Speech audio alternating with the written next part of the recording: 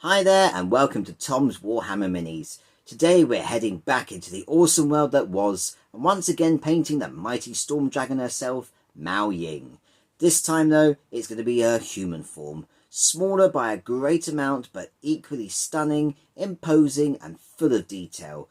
The human version is a fantastic centrepiece and stands out a lot, especially as the matriarch of Nangao. Now, unlike most of the old world characters, she has a rather large base size in comparison. Now, regardless of the scenic rocks that's part of the kit that she comes with, this truly gives us an opportunity to really make her stand out and create an absolutely stunning, breathtaking centerpiece model, just like I'm doing. Now, already available is the tutorial for her dragon form, so please go ahead and check that out too, as well as all the other Grand Cathay tutorials that I've done. I'm covering the entire range, and believe it or not, this is the last one, though I will be doing one extra bonus model for Grand Cathay. So without further ado, let's get painting. So grab your brushes, grab your paints, and let's get hobbying. And let's get the work beginning on the absolutely beautiful Miao Ying model. Now, a couple of points to note to begin with, as the rest of my Grand Cathay army is, she is no different. She is primed in white scar, and I've already applied the texture to the base, and the texture I've used is a Grellan Badland. I'm quite handy with speed paints, and it just saves me a lot of time getting that done now, painting the rest. That gets covered in grass and tufts and flowers, so it's not really going to be a huge issue if I accidentally get a bit of paint on there. Now, to begin with, I'm focusing on the hair, and if you've watched my other video of the actual dragon form, you knew that I've already done this first, and the mix I've created here is rather complex. So we're going to take 1 part Doomfire Magenta, we're going to take 4 parts Magos Purple, and 12 parts Lahmium Medium. It's quite a lot of Lahmium Medium. The Doomfire Magenta is very strong, very heavy. We're going to thin it down heavily in that Citadel Skull palette that I like to use. And once it's mixed, it's going to look quite dark in the pool, but when you apply it, you're going to get this colour. It's a rough mixture. It's not an exact, this. Just a rough mix of that rough ratio. And this is what you get. Now we're going to let it dry completely. And once it's fully dry, we're going to dry brush it straight away. And the colour I'm using here to match with the Storm Dragon herself is Praxity White. It's a sort of creamy white that's absolutely perfect as a dry brush, and if we accidentally catch the areas because the rest of it is white, it's not really going to stand out. So we're going to get that done, and then we're going to move on to the next stage.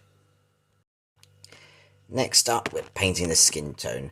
We're keeping it classic like I've done the rest of the Grand Cathay miniatures. The colour I'm using here is Darkoath Flesh. It really works nicely.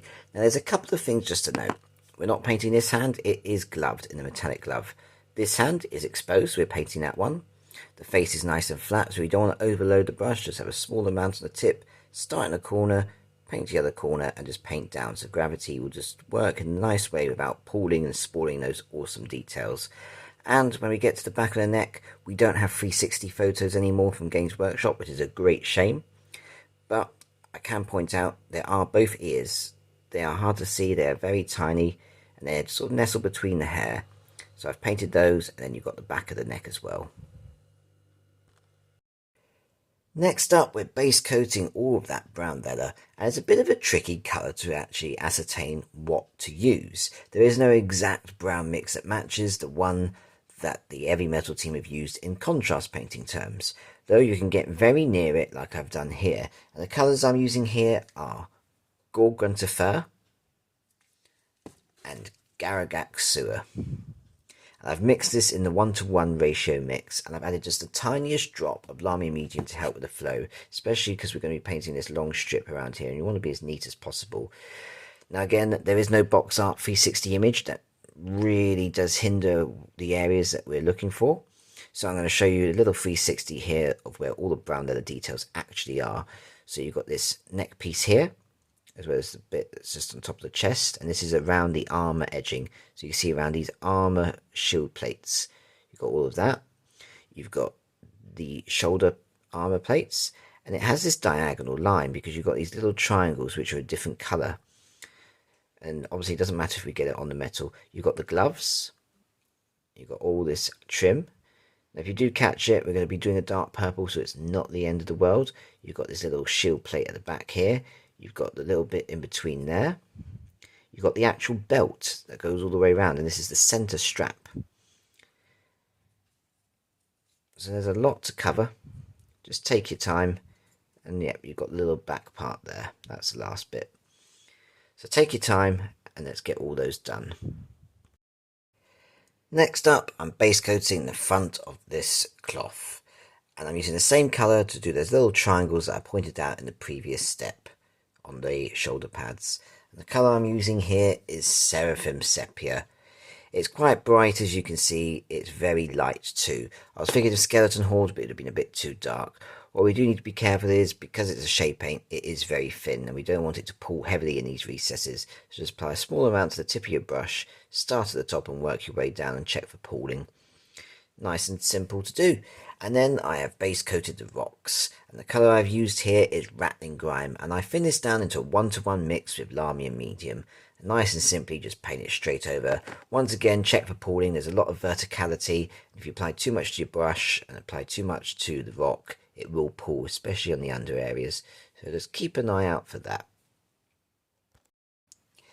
Next up, we're painting the purple details, and I want to go for a very vibrant, very purple and rich look. It's going to make us stand out a lot, and it is going to get toned down later on, especially when we add all of the other details. So the mix that I've created here is a rather large mix. It's going to be 4 parts of the Leviathan Purple, 2 parts Luxion Purple, and 1 part Lahmium Medium, and that's going to help with the flow. So mix that thoroughly in something like the Citadel Skull palette, and things like the cloak. Start at the corner, start painting it down. We don't want to move the brush around like this. We want proper brush strokes in that vertical motion, really driving the paint down into the recesses, but not pulling too heavily. There's a lot to cover, and as we get to the details we've already painted, we want to be really careful. So a small layer brush is what I've used, and I'd really recommend it. The area that we're not going to paint, you'll see the Seraphim Sepia cloth that we did here, all the trim on that's going to be in a black Templar colour later on. But for now, just take your time, section by section. Remember verticality, and I've also painted the inside of a cloak as well. Next up, we're doing some shading to enrich those colours further. So for all of the purple details, I've shaded them with Druchii Violet. Once again, checking that it's not pooling heavily in certain areas. So if it does, just move the brush around. And while that's drying, we might as well shade the base and the rocks, as well as all the brown leather details. And the colour I've used here is Targor Raid Shade. Just enriches the brown, adds definition to the rocks, and gets that base nicely textured. And next up, we're taking Black Templar, and we're applying this to 2 separate areas. So we're going to go with the first area, and you need to apply it very, very carefully. So this is going to be all the trim around this part of the cloak, as well as the dragon insignia.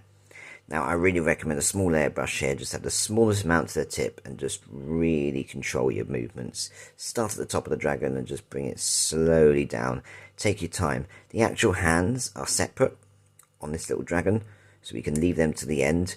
Just do the dragon body first so you don't get a drying line, and just be very careful and precise. The same again with the trim. I've also done just the outside part of the cloak. You can just see the fold there. Now I've also applied this to her boots, which you can just see under her skirt. So I've applied that there too. It doesn't matter if you catch the details of the actual, her shoes, because they're going to be metallic. And next up, we're base coating the horns, and the colour I'm using here is Basilicana Grey, and I've mixed this with Lahmium Medium, so roughly a 1-to-1 ratio. Really helps with the flow and creates a nice smooth colour, and it's going to match exactly the same horns that I did on her Storm Dragon version, which you can already see as the tutorial. And next up, I'm base coating the 2 ropes around the waist. And as I say, you've got the one that's up above the belt and just below the belt, and it goes all the way around. And you can see the below one just goes under the metallic symbols. So the colour I'm using here is a small mix and just a small drop of Magos Purple and Gryph-Charger Grey. Mix this into a 1-to-1 ratio, nice and simple, and just base coat it on. It's going to be a slightly off purple, off grey. It's going to match really nicely and stand out once all the other colours are in place. And next up, we're finishing off the base coats for our Miao Ying model. And to begin with, let's do the metallic details. So to match the rest of my Grand Cathay army, but also to match the Storm Dragon model herself, I'm using Iron Hand Steel for all the silver details, using the box art as reference material. Keeping it nice, classic and simple for all of the gold details, I'm using Retributor armor. Once again, I'm using the box art as reference material. Once that's all done, I'm picking out the gems, and I'm using Stormhost Silver, and I'm really copying the gems that I did on the Storm Dragon model, so you'll see they match the tutorial later on. So you've got the two in the hairpiece, you've got the big gem on the crest, the two on each side, and you've got the center one on this crest piece. And then lastly, for the little details that are on the main cloak, and I'm using Screaming Skull here. I'm treating this as a base coat. So using a small airbrush, I've applied 2 thin coats on the dragon. Using a small airbrush, I've picked out this thicker line that you can see here. Using a dry brush, and I'd recommend a small dry brush here, I've taken Screaming Skull and I've gently picked out all the edging that's on this one. Now, for my model, my plan was I wanted to keep it consistent. What I've done is I've used the Screaming Skull to dry brush the edge, the outside part, both sides, as like a mini highlight. I've done it for all these ribbons to pick out the detailing here and here. Rather than using the same colour that the Heavy Metal team did to do the patterning, I'm going to keep that in a different style, and it's just going to really add to the model at the end. So dry brushing for those bits, which you can also do for that one if you don't feel confident enough, and then proper classic base coating over here. Next up, take some Lahmium Flesh shade, and we're using this to shade all of our gold details. Once that's done, take some Nuln Oil, and we're going to shade all of our Iron Hands steel details, as well as the Basilicanum Grey horns that we've done. With all of that shading applied, our model is officially at what I would call battle ready. It's my kind of battle ready. But we're not leaving it there. She looks absolutely incredible, but we're going to make her absolutely stunning by taking her to the next stage. Next up, we're beginning our highlighting. I'm doing things slightly in reverse here, just because it benefits me in the way that I do my painting. So to begin with, I'm taking Karak Stone, and I'm using this as a dry brush. Where I've applied this is over all the rocks and all the base. And the reason for this is because I like to apply a lot of scenery to my Grand Cathay models. So as you can see, I do little butters like this, and for more information on how I do basing for Grand Cathay and suggestions and ideas, go and check out the Storm Dragon tutorial that I put up, because that really goes more in depth into ideas and suggestions. But because I want it to glue to the base, it's made of solid metal, it's heavy, it needs epoxy resin. So I've applied this now because it takes a long time, and I had that break period where it's a good time just to dry. So by doing the highlighting the dry brush now, meant I could apply that. Of course, you don't have to do that in this step if you're not applying this kind of basing. But that's what I've done, and then we can move on to the classic edge highlighting. Next up, we're finishing off all of our purple details, and to begin with, I'm using Cacophony Purple. And I've applied this in 2 separate ways. So you can, with a small dry brush, do all the edges, and it's really nicely sculpted and it works quite well. So that's how I've done most of it. But as you get to areas just here and just here, I've done classic edge highlighting. But apply that all over, you get a nice little transition into that darker, richer purple. Now once that's done, we're going to do a bit of freehanding. I mean, it's down to you how you want to do it, but I'm copying the box art scheme, and I'm using Dakala Lilac. Now the easiest way to explain how to do this, start at the top, just for instance here, and we're just going in little wavy lines. Just go all the way around, and then once you're done, you can apply the dots, almost like a zigzagging pattern. Essentially that's what you are doing, zigzags, but in curves. And I've applied that on each section. And then finally, just a little bit of touching up, because I have dry brushed the Cacophony Purple over the edges here. There are instances where I caught the edging, so just to brighten up all the edging, I have applied Screaming Skull once more. Next up, I'm taking Pallid Witch Flesh, and I'm using this highlight for a variety of colours. So to begin with, all of our Seraphim Sepia detailing that we did here is simply just an edge highlight here, and here is what I've picked out. Very carefully, I've just done a very subtle edge highlight around the dragon here. Granted, it's very close to Screaming Skulls, so it's very subtle, you're not really going to notice it, but it's there. And then lastly, the best way to show it here is that double rope that we did in the Magos Purple and Griff Charger Grey. I've just done little edge highlighting bits around the rope with the Pallid Witch Flesh there. Next up, I'm taking Rust Grey, and I'm edge highlighting all the trim here, as well as the boots underneath that we did in Black Templar. Nice and simple and straightforward. And next up, we're highlighting all of our brown leather details, and the colour I've used here is Deathclaw Brown. Take your time, there's a lot to do, and I want to be very neat as we go across all these different areas. Then, for the two grey horns, I've done a single highlight of Administratum Grey. Matches the Storm Dragon model that I did as well. Then, for both the face and the hands, I've applied spot highlights of Flayed One Flesh. So a little spot highlight on the nose, I've picked out the lips, and spot highlights on all the knuckles of this hand. Then, once that's done, for the eyes, I just very carefully, but a very small amount on a small airbrush, applied a bit of Black Templar to the eyes. I want to give them a dark interior, which is what we see on the box art. But rather than using White Scar, I want to match the Storm Dragon model herself, and I've used a small dot of Fulgrim Pink. Shows that transition that she's not human, she is indeed a dragon beneath. And finally, we're highlighting the metallic details. Starting with the silver, I've highlighted with Stormhost Silver. Then, moving on to our gold, keeping it nice and classic, I've highlighted with Liberator Gold. Now once that's done, I'm picking out the gems, and I'm copying the exact same style that I did for the Storm Dragon model herself. So for the big one on the crest, and the one on the crest here, I've painted in Doomfire Magenta, just a small amount applied to the tip of the brush. And for the remaining 4 gems, so the 2 on the crest here, and then 1 on each of the hair pieces here, a small amount of Eldari Emerald. And once they're completely dry, I want that nice glossy gem varnish, so I've applied a small amount of Ard Coat.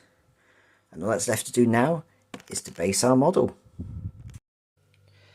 And there we have it. Miao Ying in her human form is complete. And I really wanted a majestic royal look to her purple robes, and it is definitely rich and regal. I absolutely love the way it looks. It just really adds to that fantastic sculpted pose that Games Workshop have made. And I am glad too that she's got a bigger base size.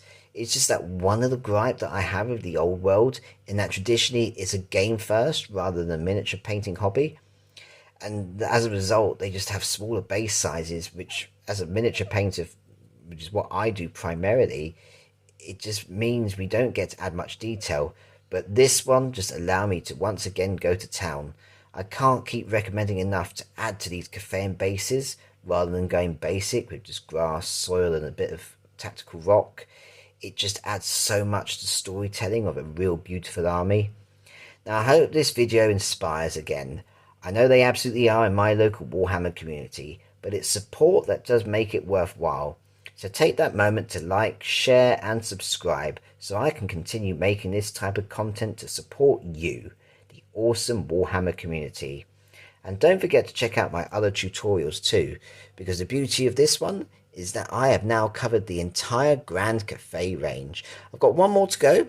I've got one more special tutorial that I'll be showing off very, very soon for Grand Cathay, but this is the only channel that covers every single model of that range.